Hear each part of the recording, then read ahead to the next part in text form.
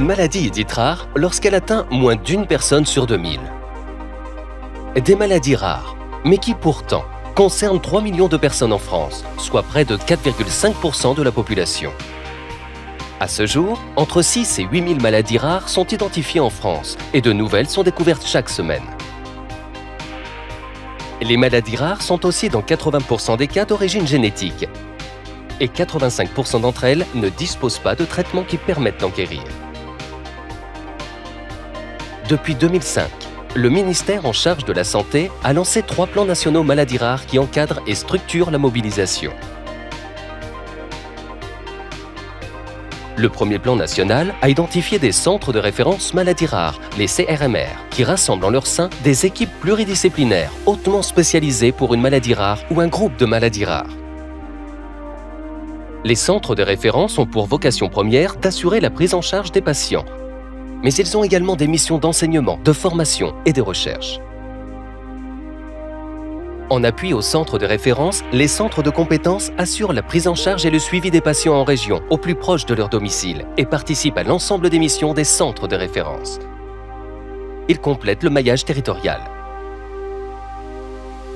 Pour faciliter la collaboration entre les différents acteurs de la prise en charge, le ministère en charge de la Santé a créé les filières de santé maladies rares, actives depuis 2015 dans le cadre du deuxième plan maladies rares. Elles ont pour objectif d'animer et de coordonner les actions en réunissant les centres de référence et de compétences, les laboratoires de diagnostic, les unités de recherche, les universités, les structures éducatives, sociales et médico-sociales et les associations de personnes malades. Les filières sont organisées par groupes de maladies rares, soit responsables d'une atteinte d'un même organe ou système, soit proches dans leurs manifestations, leurs conséquences ou leur prise en charge.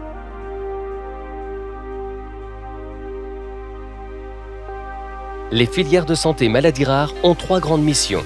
Améliorer la prise en charge globale des personnes atteintes de maladies rares, dynamiser la recherche et développer l'enseignement, la formation et l'information.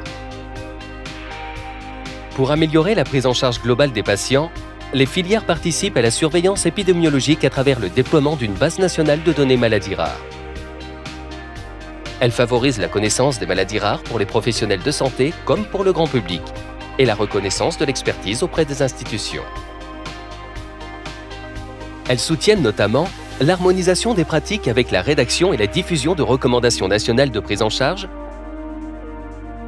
et répertorient les structures et les professionnels de santé experts en France métropolitaine et outre-mer.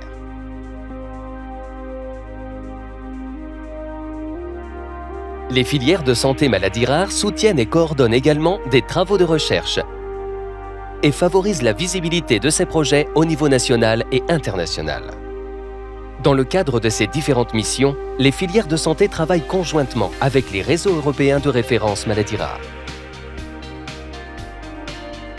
Enfin, les filières améliorent l'enseignement et la formation des professionnels de santé en organisant des séminaires,